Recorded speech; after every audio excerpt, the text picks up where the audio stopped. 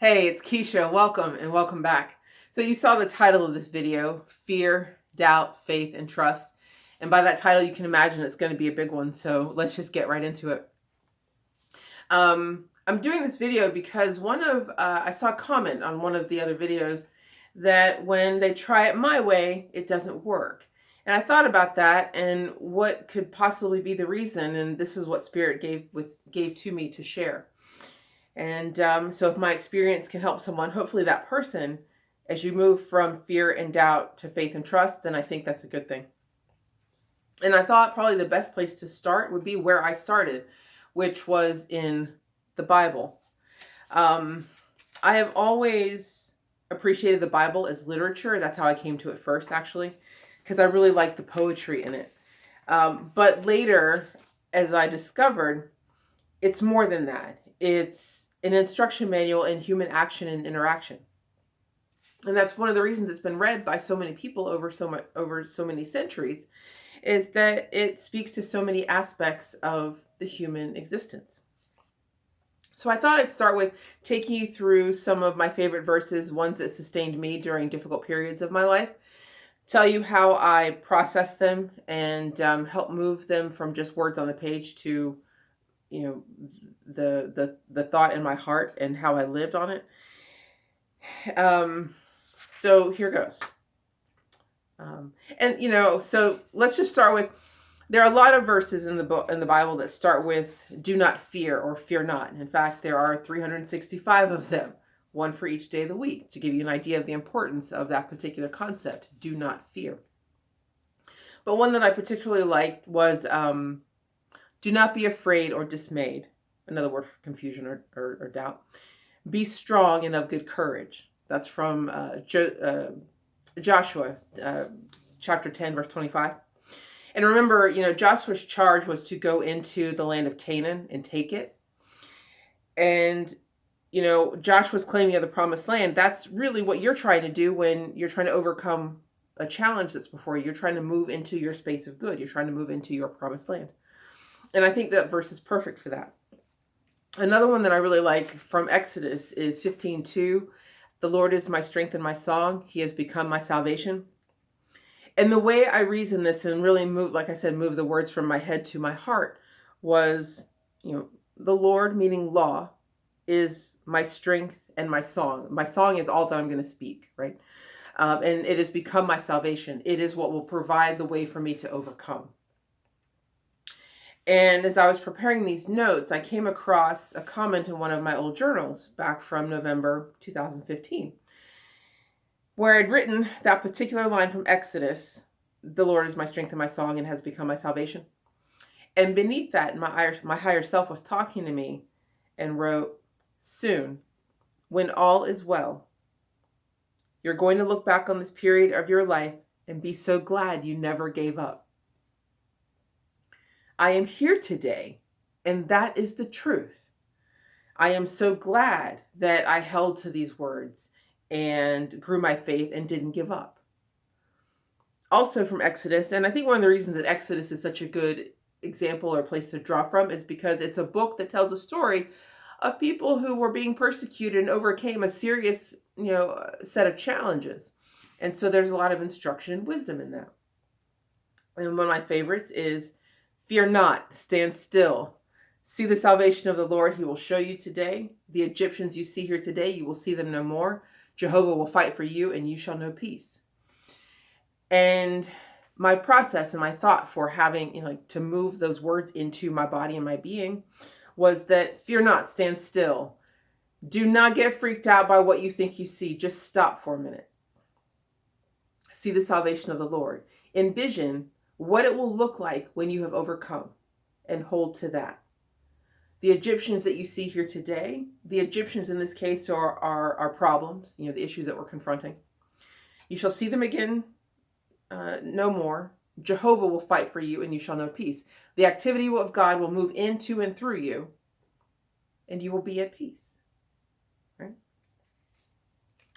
I use that one a lot.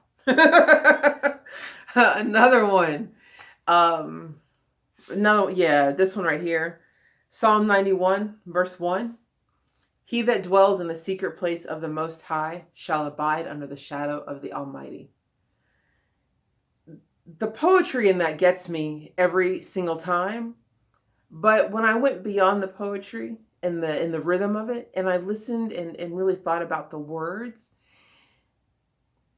if you meditate and come into communion with me, you will be comforted, protected, and provided for. That is a sure fact. That is a promise.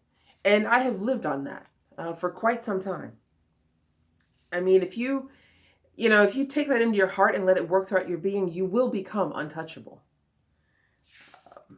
It's just the truth and the promise. Romans 8:28. And we all know things work together for good for the one who loves God and who is called according to his purpose. That one I love. It starts out, and we know. It is a fact. Right? It's a direct reminder of the divine order of things.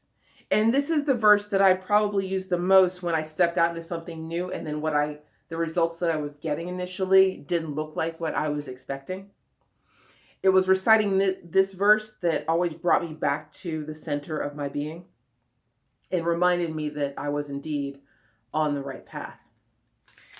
Another one that I think is really good is James 1:6. A double-minded man is unstable in all his ways. You can't go from, all right, I'm going to be I'm going to be under the guidance and scepter of God, to I'm going to do this on my own and just see what happens. It's moving between those two spaces that causes the confusion. So you can't be in a space of fear and doubt at the same time. That will make you unstable.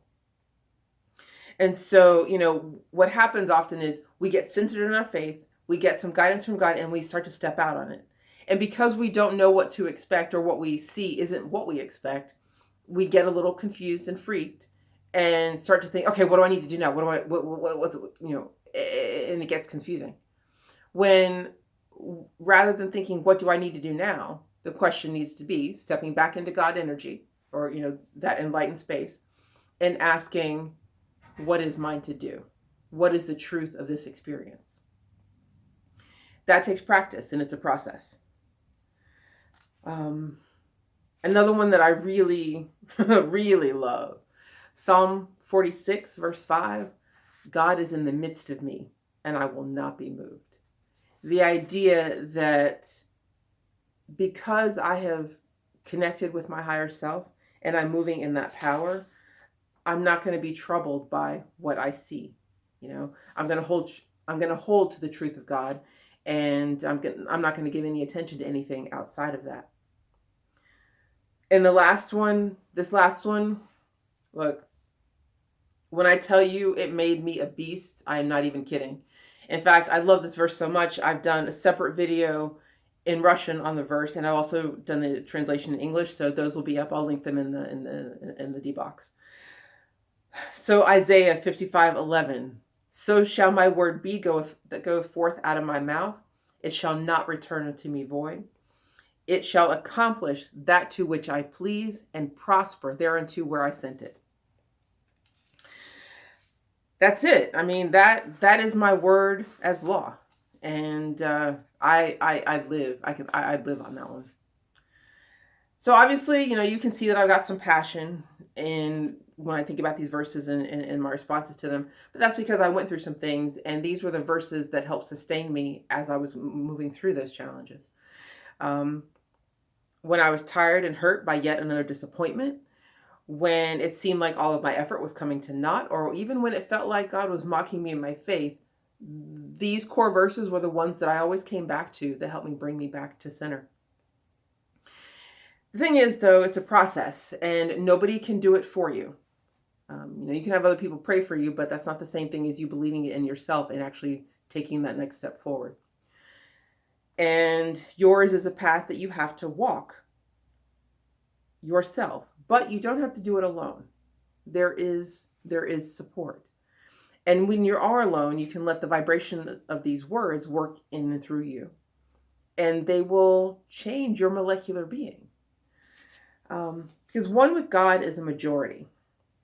And you, in alignment with your higher self, is an unstoppable magnetic force. But you have to trust in yourself, you have to trust in the word, and you have to trust in the process. And there are two ways that I have found most effective in building this trust, and that is tithing and meditating. Tithing, we'll take that one first, is the partnership with God in your money. And I think we typically don't fear or doubt in any area or aspect of life more than our money. But if you can trust God in your matter through intentional, consistent tithing to the source of your spiritual nourishment and insight, then that is one sure way to grow those faculties of faith and trust. And I'm going to give you an example of something I went through that I stood on this. So I was gainfully unemployed, working part-time, just, barely making it, cobbling my expenses together. But even though I wasn't making much money, I was committed to tithing. And, you can't live on the faith of a discipline you don't practice. And so there came a moment where Friday the 1st, the rent was due, and I did not have it. And I didn't have it by a lot, like $300. And it was such an amount of money that obviously I couldn't call a friend. I couldn't call home. The only person I could call on was God. And so that was, that's what had to happen. I had to call on God in an inner faculty. So it's Friday, the rent's due. I know I don't have it. And, but I still had the weekend as the grace period, right? So when I left work on Friday, I was, a little freaked out and a little fretting. And, by the time I gotten home and moved into my evening, I was pretty well sick, inside of the situation. But I figured, well, paying my rent, it's got to happen. It is not for me to be thrown out of my apartment. So what is that going to look like? And I started to think about it. And, obviously I couldn't just go buy a money order because money order required cash on hand, which I didn't have. And I was like, well, it's still got to be paid. So what is that going to look like? I would need to write a check. And so I got out my checkbook. I wrote the check for my rent, took it down, and dropped it in the box. And as soon as I did that, immediately I was like, what have I just done? And then, I calmed down and was like, look, it's done now. So we just need to see what's next. And then I figured, well, worst comes to worst, on Monday morning, I'll try to run down and, see if I can get it back or, talk the word, whatever I need to do to make this work. And so that was Friday. And I had a more or less regular Saturday where every time I get a little, scared and fretful and like, oh, what have I done? I went to Exodus 14:13. Fear not, stand still. See the salvation of the Lord. The Egyptians you encountered today, you will not see them again tomorrow. You will not see them again. Jehovah will fight for you and you will know peace. And so I just kept to that. Fear not, stand still, see the salvation of the Lord over and over again. And I would say that until I felt fine. And that would be great until I wasn't. And then I'd have to come back to it. And that was how I spent my Saturday. Sunday, I got up and I went to church. And I remember asking somebody to pray, to pray with me. But I remember leaving and still feeling a little, trembly inside. So it hadn't quite, I hadn't quite gotten there yet. But again, I still kept to my verse. And finally, I was like, it's late and me staying up later isn't going to make the morning not come. So I might as well go to bed. And I went to bed with the idea of seeing the salvation of the Lord working for me. Seeing this law that I'm trying to stand on bring me to overcoming. And what is that going to look like? And that was that. Monday morning, I get a phone call from a guy that runs a store, boutique, that was selling my jewelry.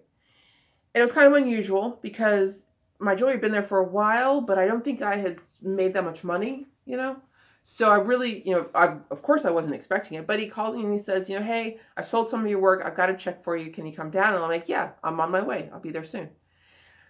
So I get there and he hands me a check. for $300.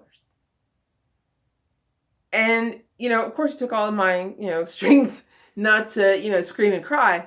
But I was like, dude, my rent just got paid. And the cool thing about it too was that it was a Bank of America check, and I was banking at Bank of America, and there was a bank on the way between the store and my house. So I stopped, deposited the check. And when I walked in, the leasing office was open, and I'm like, good morning. Because at that point it indeed was.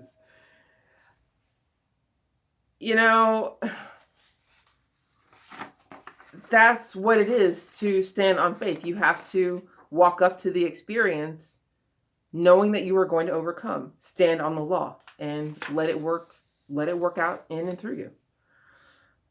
And we build trust knowing that things are in divine order, where the universe is operating in order and harmony, and everything, if allowed to be, is in right relationship with the whole. Consider the lilies of the field, right? How they grow, they toil not, neither do they spin. That's from Matthew. Things are happening and unfolding just as they should. And if we allow them to be and don't get freaked out, then we have the ability to see and experience that. So, think back over your life and all the times where you encountered something where you thought was bad, but then it later turned out to be just fine. And if you can see that about your past, can you apply that same thought and discipline to the now and to the future? Trusting that if things have worked out before, they're going to work out again. But like I said, it is a process. It is a muscle that must be worked. Ashbina, the Assyrian sage, if you're with me in the Aquarian gospel videos that I'm doing, or if you've read the Aquarian, at the Council of the Sages, where Jesus and the sages come together to talk about what the needs are for the coming age, Ashbina says, there are no supernatural acts of God to take a man from carnal life to spirit blessedness. He grows as grows the plant, and in due time is perfected. Again, the lilies of the field. Interestingly too, it's also Ashbina who talks about faith and doubt when he first addresses the masters at the opening of the Council of the Sages. This is in the chapter before. He says, Assyria is the land of doubt. The chariot of my people, that in which they ride mostly, is labeled doubt. In form men worship God the one. In heart they are not sure that God exists. Faith worships at the shrine of one not seen, but doubt must see her God. Doesn't that remind you of Hebrews 11? Now faith is the substance of things hoped for, the evidence of things not seen. And then he goes on to finish. The greatest need of all Assyria is faith, a faith that seasons everything that is with certainty. And so then the question becomes, how do we do it practically? How do we do it? Fear and doubt, you need to know, resolve when you are in alignment with your higher self. Because in that space, procrastination dissolves, doubts resolve, and resources can begin to flow to you. You move into a state of flow and trust where things can happen naturally and effortlessly. So how do you align with your higher self? You meditate to hear the voice of the divine spirit within. Now, when I said meditate, if your first response was something along the lines of, I don't have time, it doesn't work for me, my mind is too active, I don't need to meditate, I pray, I don't need to meditate, I chant, I'm going to say to you, if you had any response other than, I am ready to meditate, I already meditate, meditation is for you.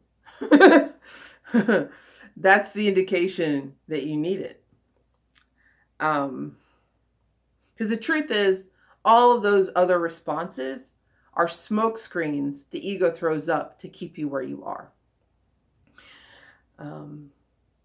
The ego wants you to keep listening to it and not the higher self. Because the ego thinks it's the navigator and that its right place is at the seat of power at the center of your being. But it's not. That's the role and the place of the higher self. The ego is a tool. It's one of many that the higher self, once you recognize it, uses to navigate this existence. So when the ego starts to throw up all these reasons or excuses, that's, the last gasp of fear trying to keep you from knowing. what it is to live from the space not of the ego, but of your higher self. Because once you know the voice of your higher self, you can't ignore the calling of spirit within. You can't slip back into willful ignorance. And I should say, meditation is non-denominational. It brings you in touch with your higher self. You can meditate and be of any faith. Meditation encourages you to open up and to be your best you in the faith of your choosing, even if that's no faith. Meditation, too, is also surrender. Right? It's letting go of the lower self so the higher can express. And of course, the ego wants that pole position, but it doesn't have the wisdom to wield and navigate it effectively. So think about the disdain you have for people that you label egotistical. That's not someone's leadership that you're inclined to follow, right? And generally speaking, the thing you run from the hardest is precisely the thing you need to embrace, because that's going to be the key to you opening the door to your good and to your greater potential. And so you say, yeah, I know. And that's great. But my question to you then is, then what? Do you sit knowing that you have work to do and turn away from it? Or do you say, I'm ready to take the next step, or that first step in following through? So let's take a minute to just go within. Let's take a deep breath in and let it out. Another deep breath in.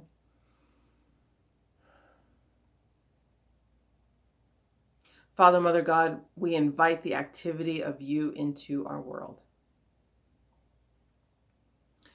I invite all the attributes of the universe to move into and through me in all of the things that concern me. I know that as I invite in this masterful presence, all things within me and in my world are made right. And it becomes easier for me to make contact with my good.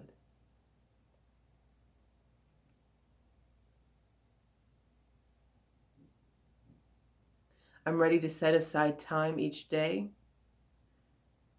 to quiet the mind and allow you to speak to, in, and through me.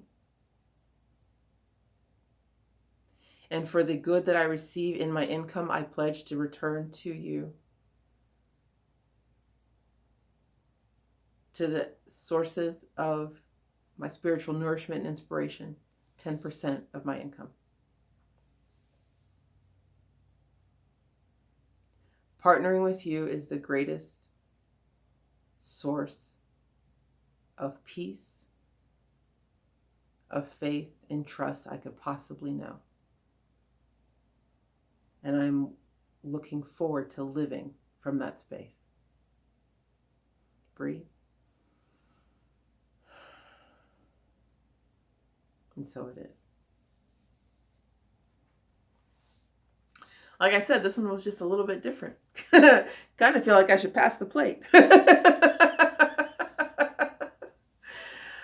You all are wonderful. You give me things to think about and an opportunity to share.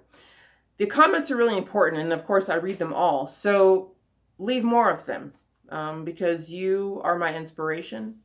And so, I do these videos for you. That's what God told me to do. Yeah. So, until the next video, I'll love you in the meantime. Bye.